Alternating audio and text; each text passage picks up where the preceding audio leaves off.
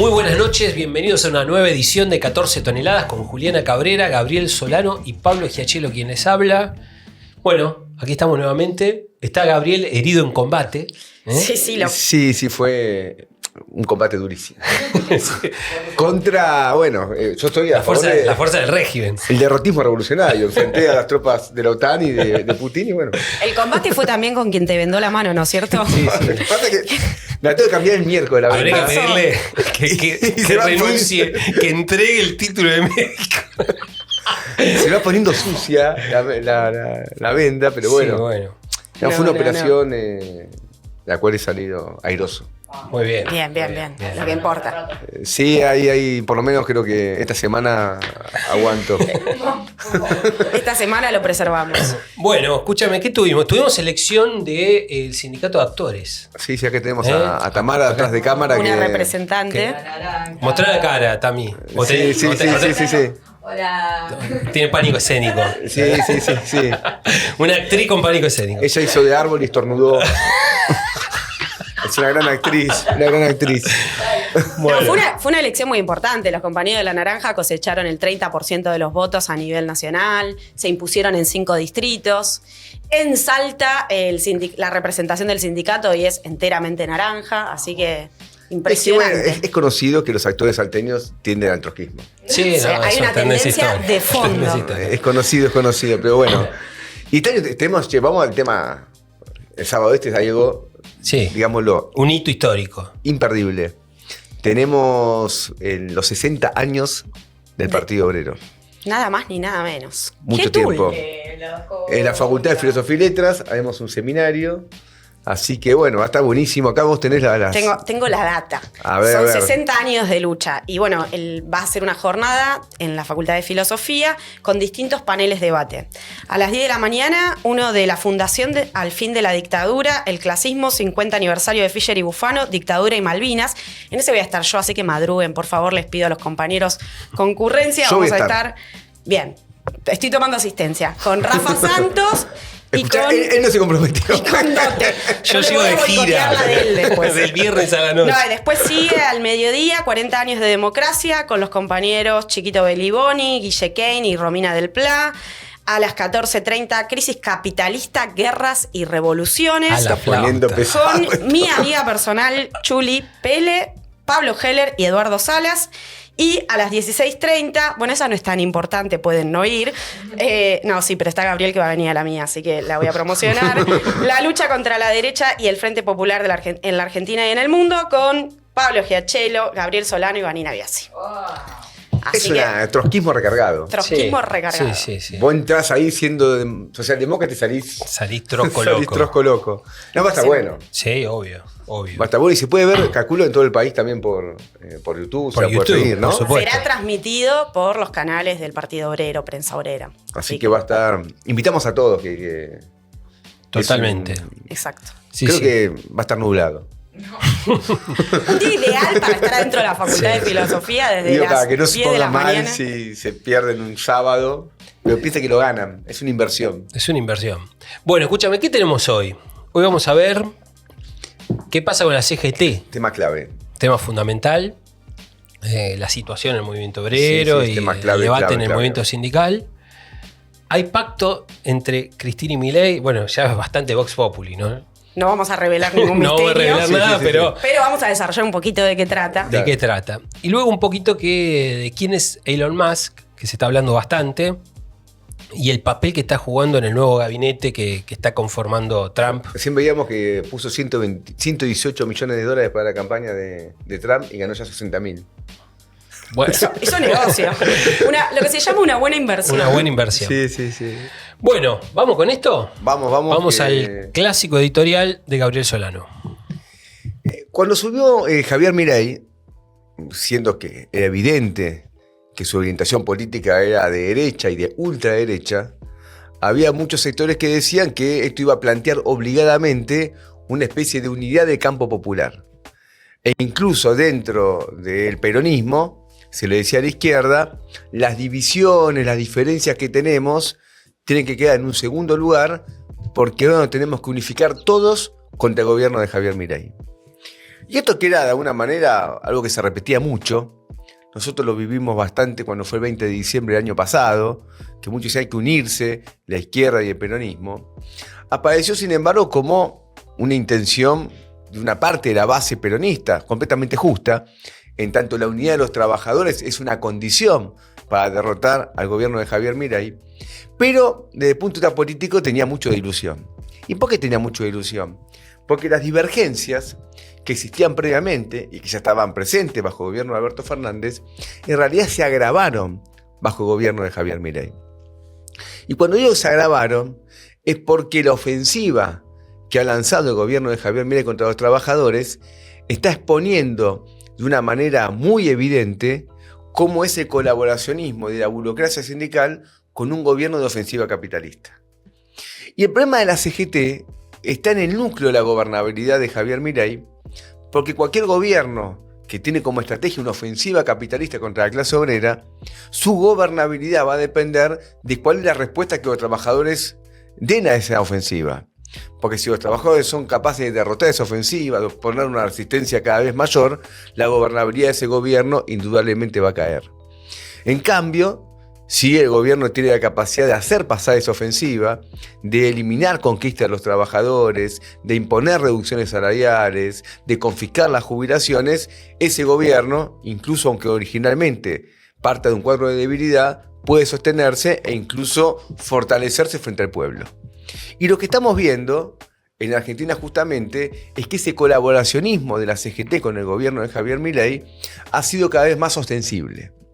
¿Y por qué digo cada vez más ostensible? Porque en los primeros meses del gobierno de Milei, la CGT convocó una movilización, luego convocó un paro a fin de enero de este año y luego convocó un nuevo paro en mayo. Y a partir de esa fecha para acá, directamente los burócratas sindicales se borraron definitivamente y pasaron a un cuadro de colaboracionismo muy explícito, al punto que cuando se aprobó la ley de bases, que incluía una reforma laboral, la CGT no convocó ni siquiera a movilizarse. Es decir, que bajo un gobierno ultraderechista, claramente un gobierno que agrupa a las fuerzas más reaccionarias de la política argentina, se aprueba una reforma laboral sin que la CGT convoque un paro o una movilización. Y ese punto que ha dado mucho que hablar, y nosotros lo hemos denunciado una y otra vez aquí en 14 toneladas, habla de hasta dónde ha llegado y hasta dónde llega el colaboracionismo de la burocracia sindical con el gobierno. Ese colaboracionismo, ¿qué refleja de fondo? Refleja básicamente dos cosas. Refleja, por un lado, que la burocracia sindical es una casta muy conservadora que está en las organizaciones obreras como un agente directa de la clase capitalista. Y su objetivo no es defender los derechos del pueblo argentino, sino es actuar dentro de las organizaciones obreras en función de los intereses de clase hostiles al proletariado. Y ese tema es crucial, porque poner un signo igual entre la burocracia sindical y la defensa de los sindicatos es un grave error. La mejor manera de defender a los sindicatos es echar a la burocracia sindical y recuperar los sindicatos para los trabajadores. Este punto, insisto, es un punto crucial para nosotros. Pero en segundo lugar también refleja que la clase capitalista hoy está apoyando abiertamente al gobierno de Javier Milei. Y la burocracia sindical, dividida en diferentes sindicatos, tiende a reflejar los intereses de la clase capitalista de los sindicatos en los cuales ella integra. Por ejemplo, la UON tiende a reflejar los intereses de la burguesía industrial. El ESMATA tiende a reflejar los intereses de las grandes automotrices de Argentina. O la burocracia de los servicios tiende a reflejar los intereses de las empresas de los servicios. Y en general las divisiones en los sindicatos tienen mucho peso justamente cuál es la influencia de cada sector de la burguesía sobre la burocracia sindical. Y hoy en Argentina lo que tenemos es que de conjunto la clase capitalista, más allá de divergencias, más allá de críticas parciales, tiende a apoyar al gobierno de Javier Milei porque defiende esa agenda contra los trabajadores. Y por tanto la burocracia sindical se ha mandado a guardar. Se ha mandado a guardar en todas sus distintas fracciones. Esto ya no aparece en cada lugar de la misma manera y no niega crisis, no niega choques, como el que acaba de haber hace un par de días atrás, cuando Pablo Moyano renuncia al triunvirato de la CGT, denunciando justamente que la CGT no estaba luchando contra el gobierno de Javier Milei. Pero se produce un hecho muy interesante en esa renuncia. ¿Cuál es el tema interesante?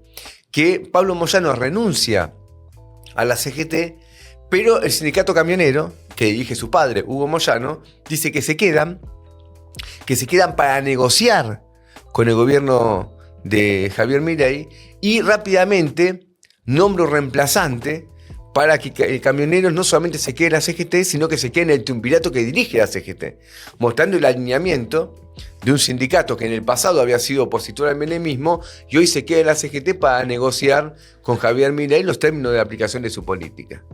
Esto es un tema importantísimo, en el hecho de que Camionero no se va. Por eso muchos, cuando avisoraban que el triunfo de Milei iba a dar lugar o a una respuesta unificada de la CGT, y si eso no ocurría, a una ruptura de la CGT, que arme, como pasó en el pasado, tendencias más combativas, como fue bajo la década del 90 el MTA, que era un movimiento que había sido encabezado por camioneros justamente de Hugo Moyano y también la UTA. Hoy eso no lo tenemos, sino que todas las fracciones de la burocracia sindical se quedan dentro de la CGT en una política de acuerdo con Milei. Y esto pasa también con las CTAs, que están discutiendo una especie de unificación después de distintas divisiones que lo ha llevado a la CTA a la intrascendencia, y está discutiendo una unificación, pero es una unificación que no tiene como punto de partida una lucha contra el gobierno de Javier Milei, sino que tiene como punto de partida cómo la CTA participa de las diferentes internas del peronismo para colocarse en una negociación política electoral en función del año 2025. Tal es así que esta unificación de la CTA iba a tener como punto fuerte la realización de una marcha federal para diciembre, que iba a concluir en Plaza de Mayo. Y esa marcha federal finalmente no se está realizando, sino que esta marcha del 5 de diciembre está quedando reducida a una acción en Plaza de Mayo con la participación de los intendentes peronistas, que en general están más alineados con Kicillof que con Cristina Fernández de Kirchner. Es decir, que claramente es una medida que integra lo que es la crisis del peronismo y en función de la crisis del peronismo. Y no solamente eso, sino que esta marcha federal iba a ser también parte de lo que iba a ser una especie de matanzazo, un gran acampe piquetero, del cual participaba la CTA, participaba la CCC, que integra el Frente de Todos o Unión por la Patria, y ese matanzazo lo han levantado. Ahora lo va a mantener el Polo Obrero y el Frente de Lucha Piquetero, pero el resto de las tendencias que lo habían planteado originalmente y que habían convocado a los sectores piqueteros combativos a sumarse, se bajan de matanzazo en función de no incomodar al gobierno de Kicillof y en función, por lo tanto, de extender la tregua con el gobierno de Javier Milei, dejando la marcha del 5 como un elemento completamente aislado de lo que tiene que ser una resistencia real contra el gobierno libertario, que es un gobierno claramente de ofensiva capitalista. Entonces acá vemos que en tanto la clase capitalista apoya al gobierno, las burocracias sindicales que tienden a reflejar, es cierto, no de manera automática, pero finalmente a reflejar los intereses de sus sectores capitalistas, han decidido no mover ningún tipo de lucha real y se acerca un diciembre, que habitualmente se habla de los diciembres calientes, pero desde el punto de vista de la burocracia de la CGT y de la burocracia de las CTAs y de las burocracias piqueteras, es un diciembre de pacto con el gobierno libertario a un año del ascenso de Javier Milei. Este es un tema clave. Ahora, ¿cómo lo vive el pueblo argentino? El pueblo argentino lo vive con muchísimas frustraciones, porque este año de Milei fue un año de rebajas salariales, fue un año de despidos, de avance de privatizaciones, de confiscación de las jubilaciones, de incremento de la pobreza, de incremento de la indigencia, sin que, insisto, la CGT mueva absolutamente nada para enfrentar esta situación. Y es interesante ver cómo esto lo refleja el gobierno libertario. Porque el gobierno libertario, que asume con un discurso contra la casta, y si una casta existe en Argentina, es la casta de la burocracia sindical, que cuando uno ve a los distintos secretarios generales de los sindicatos, llevan 20, 30 o 40 años a cargo de los sindicatos. Pero, ¿qué ha dicho el gobierno de Javier Milei? Nosotros preferimos tener a esta casta burocrática en los sindicatos y no buscar otra forma de dominación de las organizaciones obreras, como pretende, por ejemplo, el sector de radicalismo, que a través del diputado Tetaz trató de impulsar una ley de democratización de los sindicatos, que es una forma también de dirigir los sindicatos a través de la burguesía, pero a partir de una fragmentación. Y que dijo Milei y su bloque parlamentario: no nos interesa. No queremos aprobar ninguna modificación de la organización actual de los sindicatos, no solo porque es una especie de devolución de favores a la CGT que no lucha contra el gobierno de Milei. No es solamente eso, sino que la clase capitalista, tomada integralmente, prefiere este monopolio de la burocracia sobre los sindicatos porque le da más seguridad a la hora de hacer pasar sus planes de ajuste, sus planes de ofensiva, los despidos, la confiscación del salario, la reforma laboral que se implementa a través de los convenios colectivos. Eso es lo que tenemos acá. La burguesía prefiere en la Argentina los sindicatos manejados por una burocracia del peronismo que una fragmentación sindical que ya pasó en el pasado. Puede debilitar los sindicatos, pero también puede ser más factible que en esa fragmentación aparezcan tendencias clasistas, como pasó, por ejemplo, en la década del 70 con el Citran, que eran sindicatos de empresas, originalmente direcciones muy colaboracionistas de esas empresas, pero que siendo una burocracia más débil, fue más fácil de ser apartada, de ser expulsada, y que esos sindicatos sean recuperados por los trabajadores. Entonces acá hay un tema clave que dentro de la burguesía, una fracción minoritaria solamente defiende una línea de democratización de los sindicatos, y es especialmente radicalismo. ¿Y por qué? Porque el radicalismo disputa con el peronismo ante la burguesía cuál es el partido que tiene mejores condiciones de garantizar la gobernabilidad. Y el peronismo le dice a la burguesía: yo controlo los sindicatos, yo te garantizo a vos, clase capitalista, que pueda llevar adelante la explotación de los trabajadores. Y el radicalismo es mucho más frágil. Y el radicalismo quiere debilitarle al peronismo ese control para ganar puntos frente a la clase capitalista y postularse como recambio eventual del gobierno de Javier Milei. Esto es un viejo debate en Argentina. Viene de la década del 60. Y por eso la mayoría de las veces los gobiernos defendieron el monopolio de la burocracia sindical de los sindicatos, y eso hizo que Alfonsín fracase con la ley de Musi en el año 86, hizo que ahora Javier Milei no quiera avanzar con la democratización de los sindicatos, hizo que el propio Mauricio Macri, cuando gobernó, haga un pacto con Moyano. Es decir, que la línea estratégica de la clase capitalista. Por eso la mejor manera de enfrentar el gobierno de Javier Milei es la lucha en los lugares de trabajo y la lucha en los sindicatos para expulsar la burocracia sindical. No se plantea un frente único con la burocracia, sino que la unidad de los trabajadores, que tanto se canta en las manifestaciones como objetivo estratégico para derrotar a Milei, requiere la expulsión de la burocracia, porque la burocracia es un factor de división de la clase capitalista, perdón, es un factor de división de los trabajadores y es un factor de beneficio de la clase capitalista. Para adelante tenemos enormes desafíos. Ahora el 5 se va a realizar una manifestación en Plaza de Mayo. Desde ya que las tendencias clasistas, las tendencias de lucha van a estar presentes, porque no vamos a criticar la tregua de la burocracia desde la pasividad. Pero esto no significa que la marcha del 5 sea un canal. Es una marcha que va a ser forzosamente minoritaria y, como decía al inicio, en función de las internas dentro del peronismo. Lo que se plantea, por lo tanto, es una línea de lucha en los lugares de trabajo, en los sindicatos, para enfrentar la ofensiva capitalista, derrotar la reforma laboral, que pasa por los convenios colectivos de trabajo.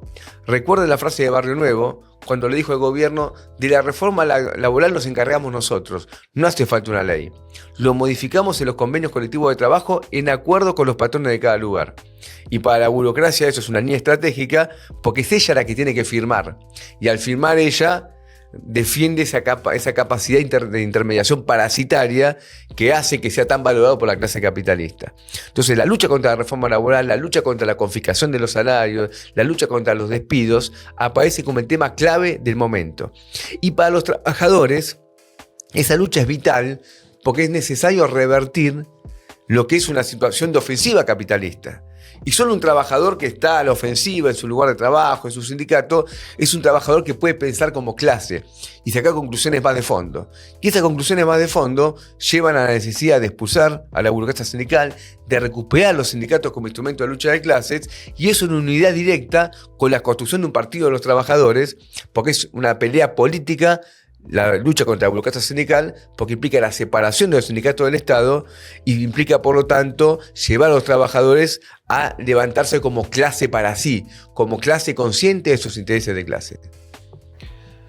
Yo creo que si uno compara la política colaboracionista de hoy, de la burocracia sindical, con los 90, donde la burocracia sindical jugó un papel fundamental en la entrega de los grandes procesos de lucha que llevaron, por ejemplo, a las privatizaciones, ¿no? Y en gran medida se está una derrota al movimiento obrero argentino, el colaboracionismo de hoy es más agudo que en los 90. Sí, sí, aparte por el contraste de quién gobierna. Por el contraste de quién gobierna y por la completa pasividad, ¿no? En materia de impulso de alguna pelea, de una lucha. Creo que es escandaloso, incluso en su versión, llamémosle más combativa en los marcos de la propia burocracia, no lo que nosotros consideramos el verdadero sindicalismo clasista, combativo, más vinculado a la izquierda. Pero, por ejemplo, el caso de Moyano, ya no de Hugo, sino incluso de Pablo, que ahora tuvo un gesto, ¿no?, de reyerta con la cúpula de la CGT, viene de una crisis muy aguda con su propia base entre los recolectores de la capital federal, porque entregó lo que es un reclamo y una conquista, en realidad un derecho adquirido de los trabajadores de los recolectores de residuos de la capital federal, que incluso que es denominado la ley Moyano, que es que cuando se renueva la concesión de quién va a manejar la recolección de residuos, a los trabajadores los indemnizan y luego la empresa que vuelve lo recontrata, reconociendo la antigüedad y todos los derechos preexistentes, como una suerte de indemnización que cobran cada tanto los trabajadores. Ahora hubo una crisis muy fuerte entre los recolectores, denunciando incluso a Pablo Moyano como traidor por entregar esta conquista. Y se ve más de conjunto en todo el gremio camionero las grandes marchas contra la ley Bases. El gran ausente fue siempre el gremio camionero, que nunca llegaba a la plaza. Frenaba 2-3 cuadras de la Plaza Congreso, reflejando toda una política de colaboración, ¿no? Muy por detrás del papel de camioneros o con la construcción del MTA en los 90. Decía, andate a las 3 porque a las 4 se pudre. A las 4 se arma la represión. Un pacto. Un pacto incluso ante una represión del Estado. O sea, no es joda, ¿viste? Claro. Se supone que Moyano, con todo el aparato, quédate a batallar con tus compañeros, ¿no? Te borrás para que el aparato represivo del Estado pueda abrirle paso a la represión estatal. Yo creo que esto es un dato fuerte. Y luego incluso en el sector de la burocracia sindical más vinculado al kirchnerismo. La corriente federal. La corriente federal. Y hablando del sector industrial, se mencionó acá el caso de Lesmata. Lo de Lesmata es un escándalo. Incluso la noticia de la última semana salió un artículo en Prensa Obrera del compañero Christian Karl, que menciona una intervención del cuerpo delegado de Toyota. Es muy bueno el artículo. Que está precedido de la intervención del cuerpo delegado de Volkswagen. Ojo, porque el cuerpo delegado de Volkswagen, es decir, son intervenciones por pujas internas, pero la política colaboracionista de Lesmata en su conjunto, en sus distintas versiones, con las patronales automotrices es un escándalo. Sí, digamos además que son empresas donde hubo una cantidad enorme de retiros voluntarios, o sea, despidos encubiertos bajo la forma de despidos, de retiros voluntarios. Exacto. Ahora, ¿el dato cuál es? Que quienes presionaban a los trabajadores para que agarren los retiros voluntarios eran los delegados y los representantes de Lesmata. Totalmente. Que después el artículo cuenta que el hijo de Piñanelli, que se llama, no sé cómo, creo que es Sergio, sí, si no me equivoco, interviene el cuerpo de delegados de Volkswagen, de Toyota, denunciando que los delegados se habían beneficiado puede apretar a los trabajadores para irse. Por los retiros voluntarios. Con lo cual capaz que la patronal le daba, bueno, por cada uno que me traigas que agarra, te pago tanto. Pero los tipos que dirigen todas las fábricas de Erasmata actúan exactamente igual. Exactamente igual. Y aparte el hijo de Pignanelli, o Pignanelli hijo, no reclama la reinstalación de lo que agarra. Mira, por el estilo. Es una puja interna. Y el modelo Toyota, que Pignanelli firma, se lo hace para una asamblea de fábrica, es el modelo de una parte importante de la burguesía. Porque ¿qué es el modelo Toyota? Es una reforma laboral extrema. Es interesante el artículo, porque el artículo dice que Toyota llegó a un acuerdo con el sindicato para que el promedio de edad de la fábrica sea de 25 años. De manera tal que el obrero pueda ser superexplotado sin caer en un ausentismo mayor por enfermedades que son propias de la edad. Entonces, ahora, yo lo escuché al capo de Toyota, que ha sido entrevistado, diciendo, el modelo es ese, no más una reforma laboral en el Congreso, no me hace falta. Con un sindicato como Erasmata, nos ponemos de acuerdo y hacemos la reforma laboral que necesitamos nosotros. Ellos fueron punta de lanza de la modificación de los convenios colectivos Totalmente. de trabajo. Para Sí, se tomó lo de Toyota como un modelo a seguir. El modelo, es decir, la reforma laboral de la mano de Massa era el modelo Toyota. ¿Y dónde Cristina armó su lista del PJ? Con, Pignanelli es parte... Pero no, ¿dónde se juntó físicamente? En Erasmata. Ah, claro. Estaba reunida en Erasmata. Ella, ahí queda, Erasmata queda en Avenida Belgrano al 600, si no me equivoco. Por ahí, entre Chacabuco y Perú. Sí. Creo que no estoy equivocado. Se juntó ahí Cristina y estaba Pignanelli y estaba su segundo Manrique, que dirige sobre todo Volkswagen. Y ahí armó la lista. Es decir que Cristina no vas a escuchar nada contra... Mira, hay un dato más. El otro día, me olvidé de hablarlo la vuelta pasada, leí la editorial del Le Monde Diplomatique del mes de noviembre. Vieron que saca una edición impresa todos los meses. Nathanson, creo que se llama, escribió un artículo, escribe la editorial, pero creo que escribió un libro sobre Venezuela, si no me equivoco. Le Monde Diplomatique, la progresía, ¿no? De América Latina. Y es fascinante, el tipo tiene la línea de las cartas de Cristina, de cómo hay que ayornarse, y apunta, entre otras cosas, el modelo Toyota. Es decir, que nosotros tenemos a la progresía nacional y popular adaptándose completamente a esta línea de que tenemos que ayornarnos desde el punto de vista programático, político y demás a la ofensiva capitalista más general. Es impresionante. Ahora no lo tengo tan fresco, pero merecería una crítica. El debate en el mundo es por qué Milei puede hacer lo que hace. Claro. Si le va a tener un ¿cómo un tipo puede hacer todo lo que hizo, empobrecer a un pueblo, quitarle derechos, confiscar jubilaciones, sin una rebelión popular? Se suponía que no iba a pasar, que el peronismo le iba a poner una resistencia. Nada. ¿Y por qué? Por la clase capitalista, a la cual el peronismo tributa, está con el gobierno. Chau. Y entonces la burguesa también. A la CGT de su lado. Y no hay ruptura, nada. No hay nada. No, el planchazo es muy fuerte.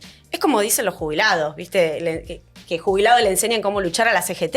O sea, mientras que hay sectores activistas, con muchas dificultades, en soledad, con aislamiento, peleando, hemos tenido luchas, el Hospital Garrahan, por ejemplo, que vos mencionabas la movilización del 5, hubo la semana pasada, convocada por el Hospital Garrahan, una reunión de los sectores combativos del movimiento obrero para discutir la participación y eventualmente una columna independiente frente a una burocracia que capitula en toda la línea frente al gobierno de Milei.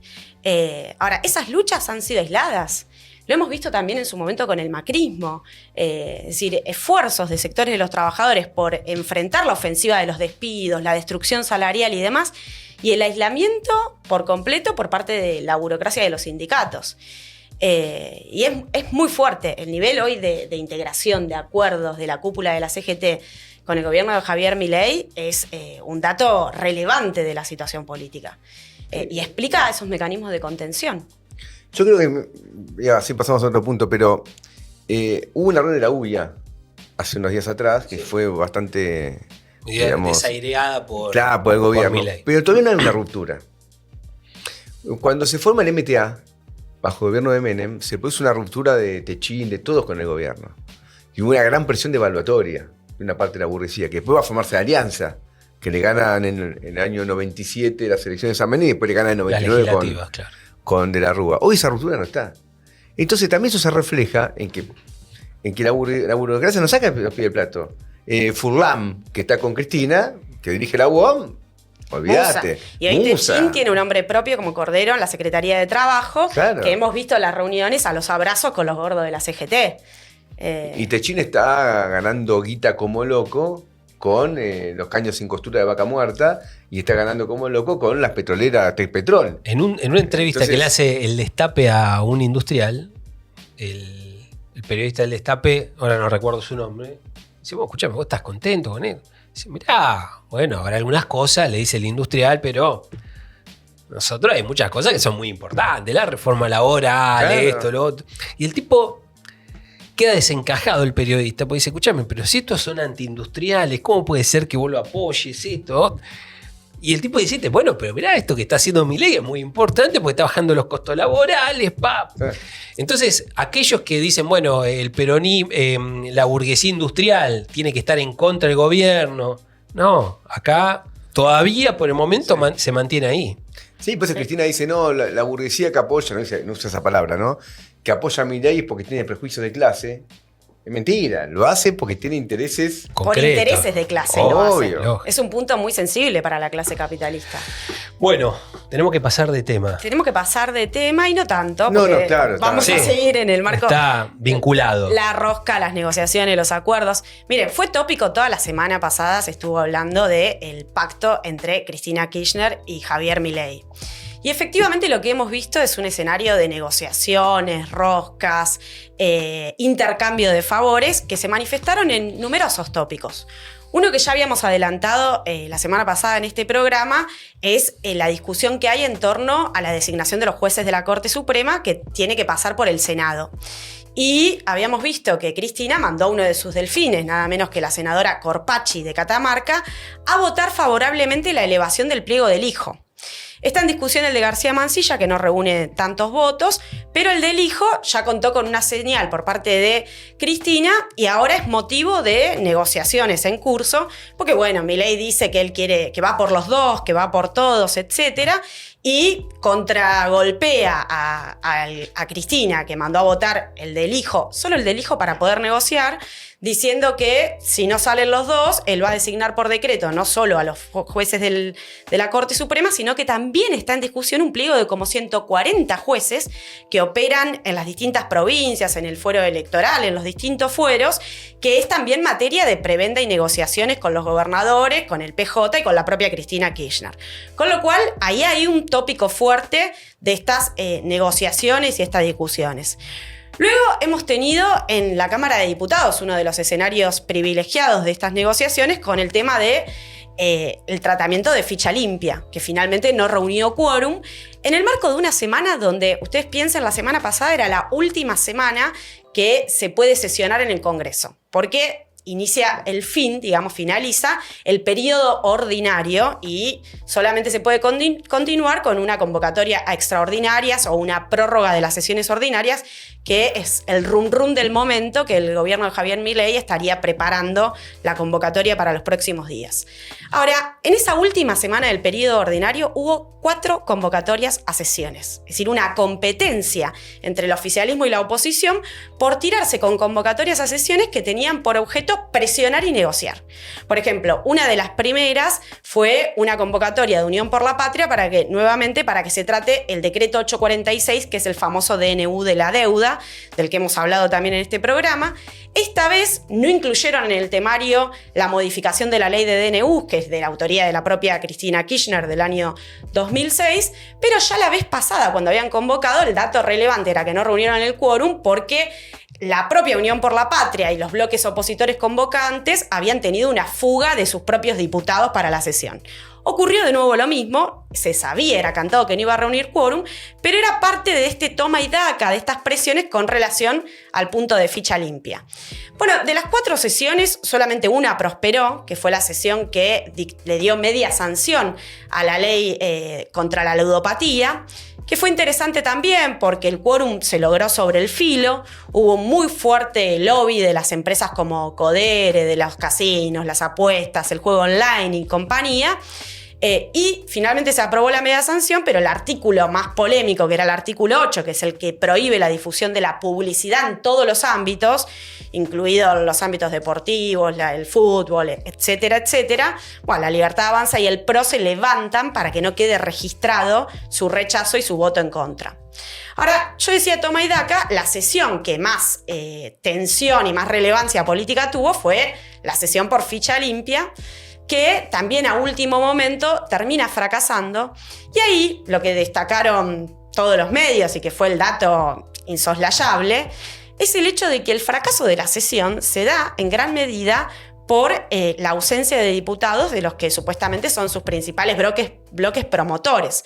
Ustedes piensen que esta sesión ya se había convocado la semana previa y estuvo a un voto del quórum. Es decir, se habían reunido 128 voluntades de 129. Esta vez fue más marcado porque se reunieron 116 presentes sobre 129, es decir, que hubo 13 ausencias. Y ahí empezaron las acusaciones de todos lados. El primer dato es que la Libertad Avanza ausentó a 8 de sus diputados. Es decir, de un bloque de 37, fueron un par a poner la cara y hubo 8 que se retiraron. Luego es interesante lo que ocurrió con el bloque del PRO, porque ahí también están las fricciones internas y fue Patricia Bullrich la que logró erosionar la presencia de ese bloque, bajando a 3 diputados que le responden a ella, empezando por Chumpitaz. Y finalmente, salieron casi todos los bloques salieron a denunciar esta situación, menos los Penato, en un discurso muy encendido en el que hasta incluso lloró porque no se reunía el quórum para tratar ficha limpia, que recordemos todos, la ficha limpia en realidad es una ficha sucia, como hemos denunciado desde el Frente de Izquierda, porque finalmente le otorga poder a los jueces, que no son electos por el pueblo, que son una camarilla que surge del resultado de contubernios, como lo que estamos viendo ahora con la Corte Suprema, negociaciones entre los partidos patronales para designar en el Senado a los jueces a gusto y piacere de sus intereses políticos, y ahora se le estaría otorgando a los jueces la posibilidad de proscribir candidatos. Y conocemos ya el sesgo clasista del Poder Judicial en nuestro país, lo hemos analizado acá, por ejemplo, con la causa contra los compañeros del Polo Obrero.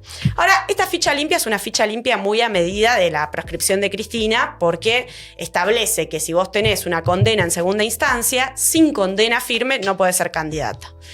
Y ahí, digamos, la ausencia de los diputados de la Libertad Avanza, la colaboración de Bullrich con los sectores del PRO, abrió esta denuncia de que efectivamente hay una negociación en curso, hay un acuerdo entre Milei y Cristina, y también es parte del análisis el hecho de que Milei le interesa subir a Cristina al ring, es decir, tenerla en la contienda electoral para polarizar.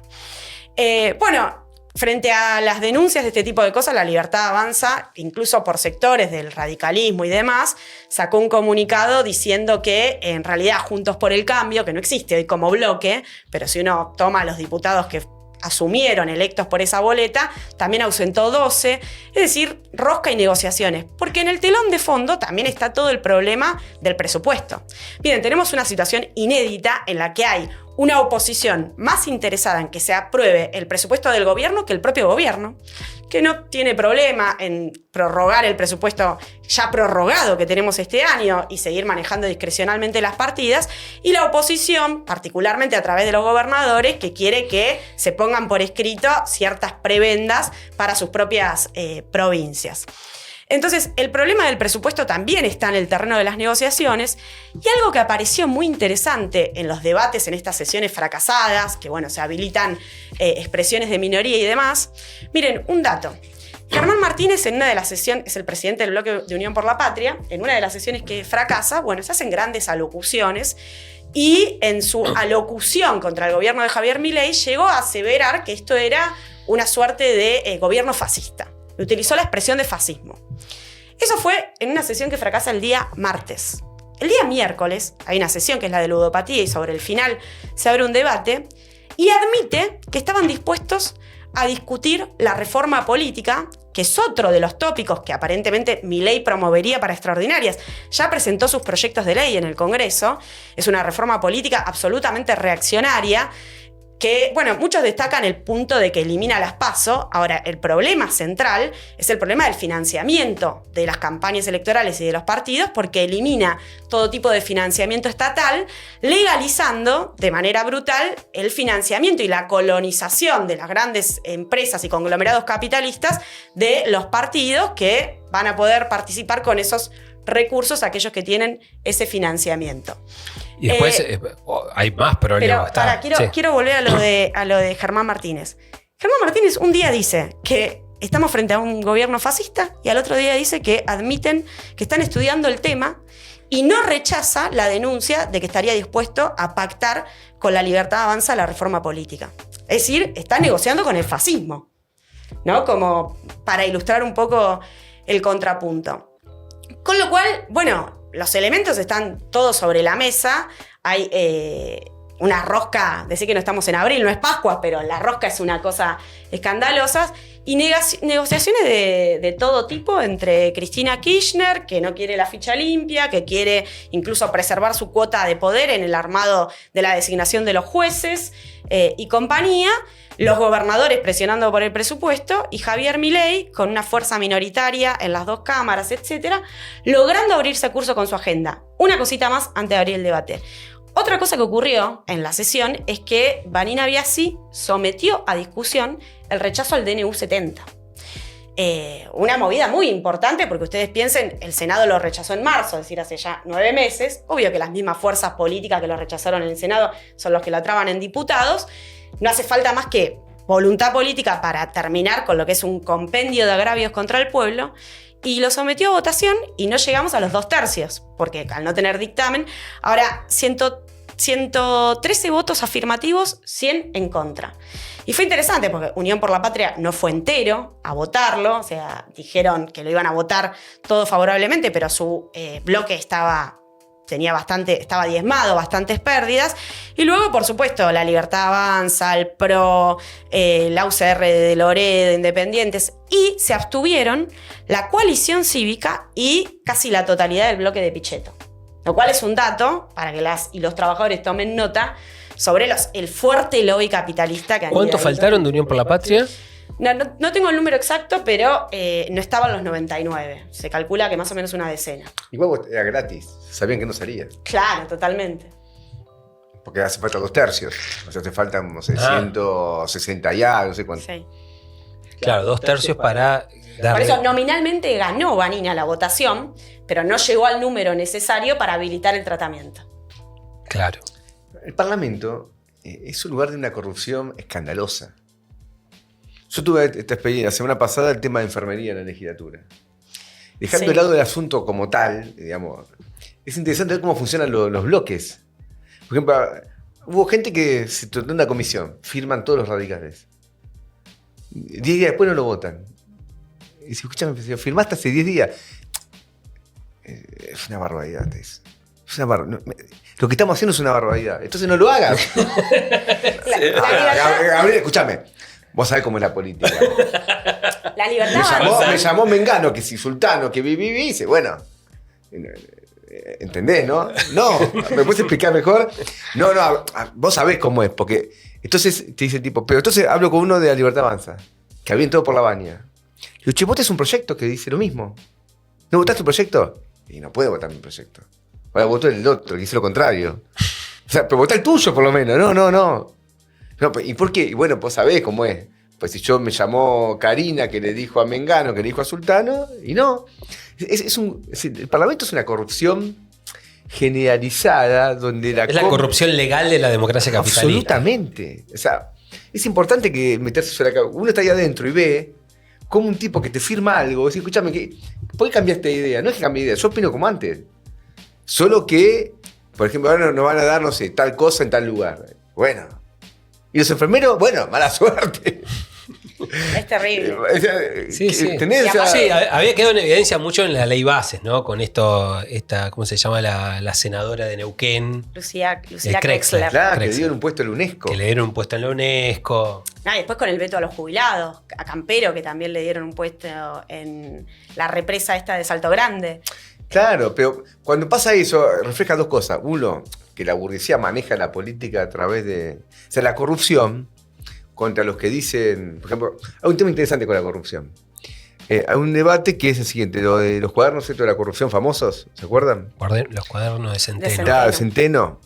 ¿Qué dice, yo qué sé, la derecha? Dice, no, los empresarios o inocentes eran víctimas del poder político. Discurso de Milei, más que eran víctimas del poder político. Si vos no corrompías al funcionario, no te daba la concesión. No tenías otra alternativa. ¿Cómo lo explicamos nosotros en los cursos del Estado? Que la corrupción es un mecanismo de control de la burguesía al personal que le delegó el Estado. O sea, lejos de víctima, la burguesía, la corrupción es un instrumento de manejo del Estado. Total. Y los tipos lo manejan, siempre hay alguien dispuesto a venderse. Está la naturaleza del régimen. Claro. Y si no, vetan, yo qué sé. Total. Bueno, con esto que vos decías, lo de ficha limpia, la Libertad Avanza firmó el dictamen con el PRO. Claro. O sea, es todo de un acting escandaloso. Y salió Gordán, ¿vieron lo de Gordán? Sí. A decir que, bueno, las la ficha volteretas limpia no, si no Trump no hubiese sido candidato. Y Bolsonaro no podría. Y Bolsonaro no puede ser Sí, candidato. y aparte, bueno, ellos manejan las provincias, los gobernadores feudales que manejan las provincias pero peor es que lo dicen después, porque aparte van ellos a votarlo, solo que contando los votos para que no salga. O sea, no es que dicen, mira, comunicado de libertad, estamos en contra. No, dicen, estamos a favor. Pero mandamos 20, no 28. Así Claro. no sale. Y entonces Son todos mecanismos de engaño. Por ejemplo, tenés los 3 diputados peronistas de Jaldo, que son los principales aliados de Milei. Votan todo lo que Milei quiera, hacen todo. De golpe son parte de los que vacían el quórum. ¿Qué pasó ahí? ¿Alguien levantó el Parece que teléfono? tiene el culo más sucio que... Fíjate, Jaldo ficha limpia. El tipo dice... No. Bueno, y otro punto que parece de las negociaciones, el toma y daca y demás, es, esta semana tenemos el miércoles la sesión preparatoria, que es la que vota autoridades. Claro. Y había rumores de que querían voltearse a Martín Menem. Muy interesado en esto estaba el bloque de Encuentro Federal de Pichetto. Decían que había muy avanzadas negociaciones de parte de Massot para proponer a Emilio Monzó. Ustedes recuerdan, fue el presidente de la Cámara de Diputados bajo el macrismo, y ahora lo estaba por postular. Y aparentemente todo eso cae porque los votos decisivos son los de Unión por la Patria, y a través de este vaciamiento del quórum de ficha limpia y demás, tendríamos garantizada la reelección de Martín Menem. Lo vamos a ver el miércoles, pero con los votos de Unión por la Patria. Claro. Por eso. Lo cual es... No, viabilizar a Martín Menem en la Cámara de Diputados y viabilizar la política de Milei en el Congreso. Totalmente. Sí. Bueno. O sea, las incoherencias argumentativas, detrás de esa incoherencia hay una coherencia de clase. A mí me es importante que emerja la coherencia de clase y no estar tanto las incoherencias. Yo había escuchado un programa de radio, entonces citaban, Milei dijo, ficha limpia. Ahora, bueno, uno se entretiene de las incoherencias y está bien para... Está bien mostrarla para ver lo delincuentes que son, pero... Pero ¿cuál es la coherencia dentro de la incoherencia? Hay una coherencia de clase en todo esto. Lógico. Un interés de clase de fondo que es lo que se mantiene estable. Es lo que estable. disciplina y subordina a todos los bloques. Bueno, miren, un poco en sintonía con esto. Como todo tiene que ver con todo. Como todo tiene que ver. No, pero. Porque ¿cuál es el tema? Acá nosotros vemos cómo la clase capitalista, indirectamente, a través de su personal político, maneja los hilos del Estado. Y acá vamos a tener al principal capitalista del mundo, al más rico del mundo. Que maneja directamente. Que maneja directamente, ya no cuida ni las formas. Que es Elon Musk. Aparte, el principal estado capitalista del mundo o imperialista del mundo, que es Estados Unidos. Es impresionante. Le dicen el copresidente. Claro, el dato es eso, ¿no? Que lo están llamando como el copresidente, que está haciendo la mano derecha de Donald Trump. Recordemos que, bueno, Elon Musk, un tipo de 52 años que nació en Pretoria, Sudáfrica, bueno, toda una historia personal bastante curiosa. Pero el dato es que es... sueño americano. Sí, sueño americano. El tipo es dueño de Tesla, la empresa de autos eléctricos, es dueño de SpaceX, una empresa de transporte espacial. También es dueño de XAI, una empresa de inteligencia artificial que surgió hace relativamente poco en competencia con el ChatGPT. Tiene un fetiche con la X. Sí, tiene un fetiche con la X. de X, la ex Twitter. Neuralink, una que desarrolla chips cerebrales para conectar el cerebro con las computadoras. Y The Boring Company, que busca mejorar la velocidad de excavación para hacer túneles. Bueno, el tipo está en cosas raras, ¿no? Al parecer tiene 360.000 millones de dólares como patrimonio personal. Un empresario pyme. Una tranqui. Y según The Economist, el 10% de su fortuna personal fue gracias a los regalos del tío Sam, ¿no? Del Estado norteamericano. Y otro 15% gracias al mercado chino. Esto del mercado chino, tomemos nota, dejémoslo ahí como pie de página, porque es interesante cómo ahora esto va a plantear, por lo menos en potencia, una crisis o por lo menos una tensión en cómo se va a manejar la relación entre Estados Unidos y China, ¿no? Atendiendo a que Elon Musk es nada más y nada menos que hoy el copresidente o la mano derecha del gobierno de Trump o del futuro gobierno de Trump. Rápidamente Trump lo destacó mucho, ¿no? Y ahora en Mar-a-Lago, en donde se hospeda Trump y tiene las principales reuniones, ha estado en forma sistemática Elon Musk tomando las decisiones, subiendo el pulgar, bajando el pulgar frente a las designaciones del gabinete de Trump. Una de las figuras más poderosas de la transición que se está procesando en Estados Unidos. Como decíamos hoy, él destinó $118 millones a la candidatura de Donald Trump.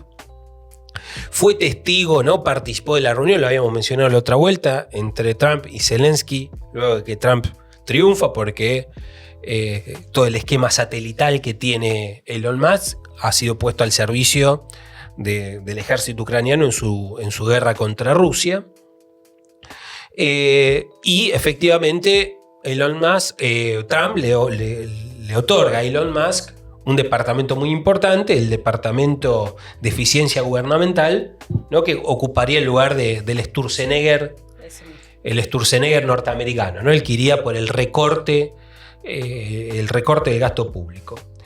El tipo ha jurado destruir, ¿no? el virus mental woke, que al entender de Elon Musk, la ideología woke, ¿no? Es el despertar, que es toda, la ideología de género, contra el abuso racial, etc. Y según él, fue esta ideología la que llevó a que uno de sus 12 hijos, tomara la identificación.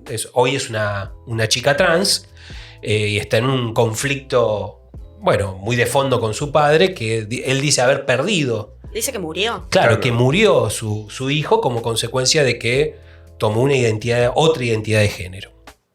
Sí, la ideología woke asesinó a mi hijo. Claro, la ideología woke asesinó a mi hijo. Ahora bien, efectivamente, bajo el gobierno de Trump, el tipo ya los $118 millones que invirtió, más que lo recuperó. Por esto que habíamos mencionado recién, aumentó Tesla, ¿no? la empresa de autos eléctricos, aumentó en un 32% la cotización de sus acciones, lo cual eleva el patrimonio de Elon Musk en $60.000 millones. Dijimos que tiene un patrimonio de $360.000 millones, para que haya una idea, más o menos el equivalente a la deuda pública argentina, que creo que está en $400.000 millones. Es una obscenidad. ¿No? El FMI son 45.000. Ponen 50.000 para redondear, es 6 veces lo que el FMI, 7 veces lo que el FMI le prestó a la Argentina. Una cosa ridícula, los beneficios de este tipo.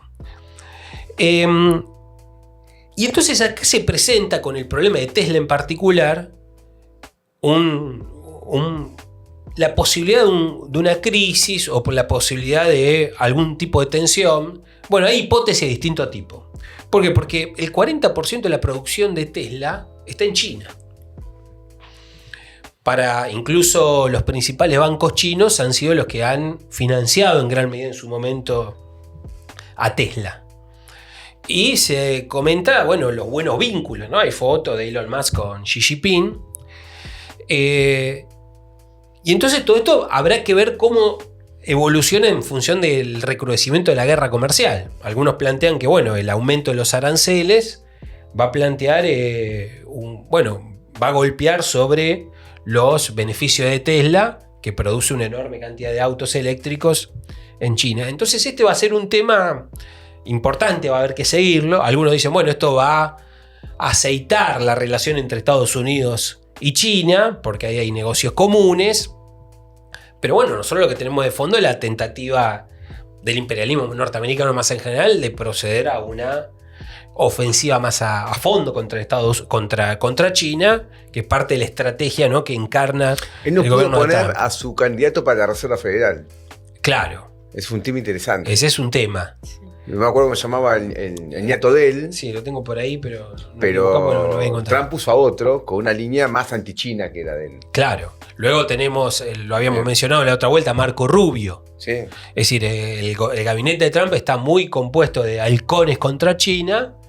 Y acá hay un punto que puede ser un factor de tensiones. Al mismo tiempo, después hay en otros puntos donde hay tensiones entre Elon Musk y China. Por ejemplo, Twitter, está prohibido en China, no está. La empresa Starlink la empresa satelital que tiene Elon Musk, China ha denunciado que juega un papel, y lo mismo SpaceX, que es la de transporte espacial, que operan como un factor para el recrudecimiento de la guerra, y se opuso China a la utilización de Starlink para la guerra en Ucrania. Son todos contratistas del Pentágono, es el principal contratista de Estado norteamericano. El principal contratista de la NASA hoy es, o el segundo de la NASA, hoy es SpaceX, incluso superando a Boeing, la empresa de aviones, ¿no?, que hace poco tuvo un proceso huelguístico muy importante de parte de los trabajadores. Entonces, este tema es un punto importante.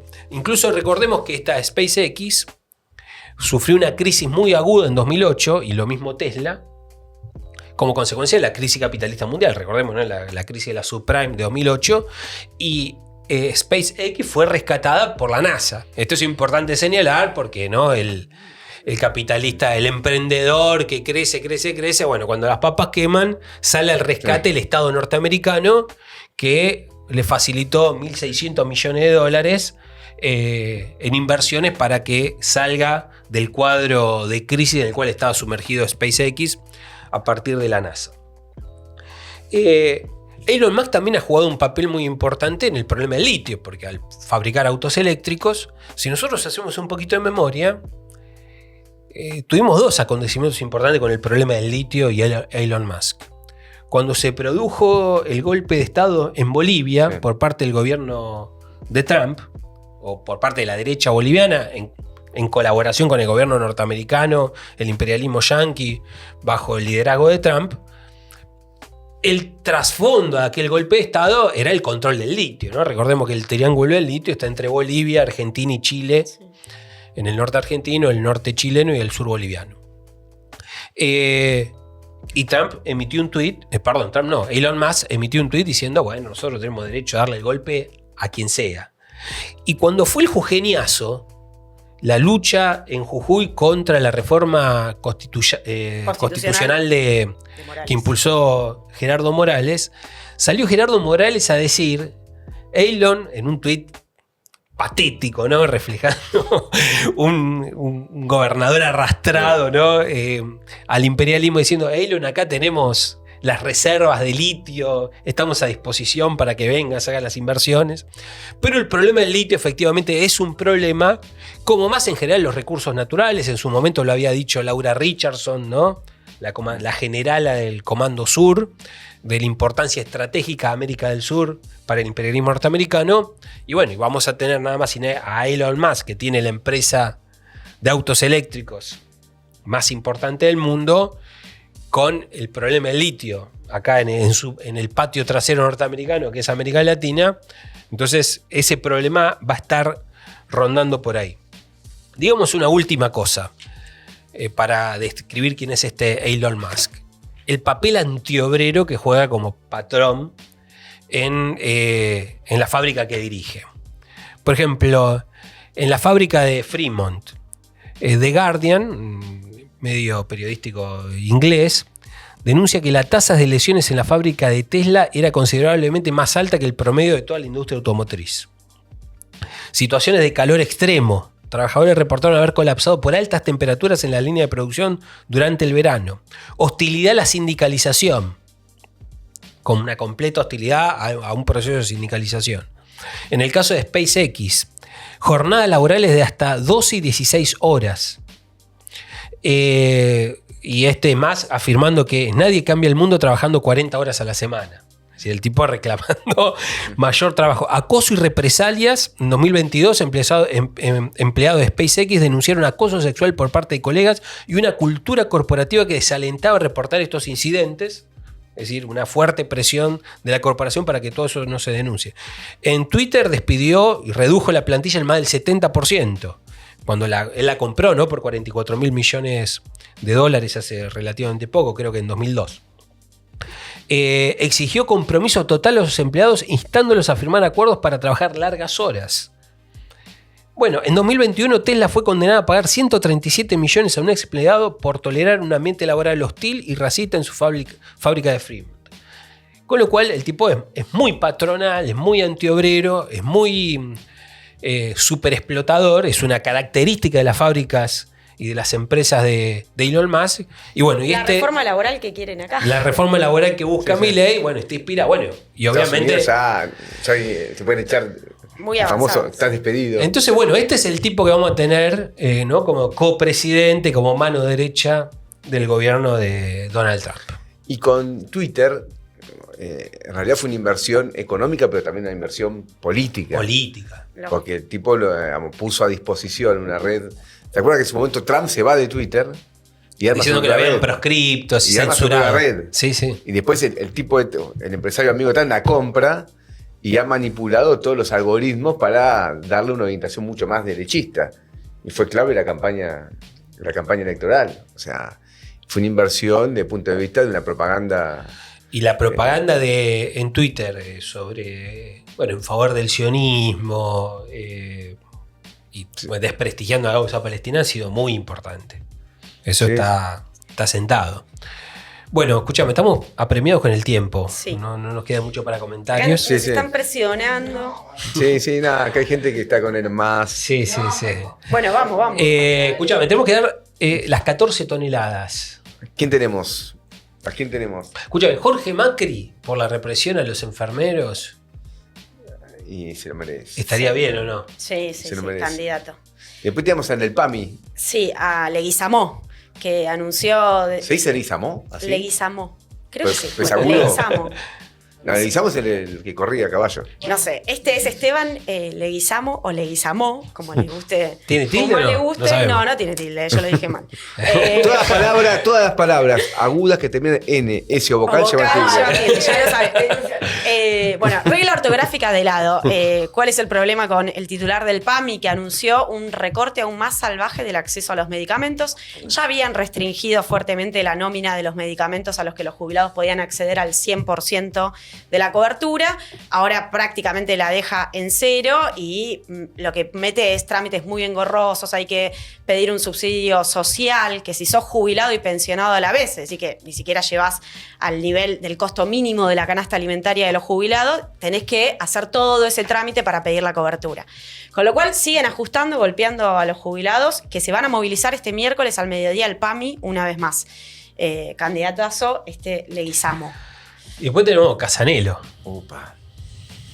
Nuestro archienemigo. El archienemigo. Elevaron la causa a juicio oral en tiempo récord. Miren, esta semana fue noticia lo de María Cash, que es un crimen hace 13 años. 13 años se tomó la justicia para procesar al que sería presuntamente el que entregó a María Cash a las redes de trata. ¿Cuánto le llevó a Casanelo procesar y elevar a juicio a los compañeros del Polo Obrero? 7 meses. 7 meses. ¿Y lo de Cavallo? Bueno, la corte lo absuelve diciendo que superó el plazo razonable para juzgarlo. Pasó 29 años. Es una cosa de loco. Yo tengo uno más. ¿A quién? El que me vendó. Sí, a veces no lo cagamos a trompada, Gabriel. El compromiso del Partido Obrero de molerlo. Bueno, escúchame, Casanelo, para vos, vamos contra Casanelo. Sí, vamos contra Casanelo. Me vendó, aparte lo hizo de onda, pobre. Así que bueno, nos vemos el lunes que viene. El lunes que viene hacemos... el año de gobierno de Milei. El año de gobierno de Milei. Especial. Bien, no se lo pierdan. Nos vemos, y el sábado nos vemos todos en la Facultad de Filosofía y Letras, 60 años del Partido Obrero. Desde las 10 de la mañana. Desde las 10 de la mañana. Sí, hasta a bancar la Juli. Dale. Adiós. Adiós.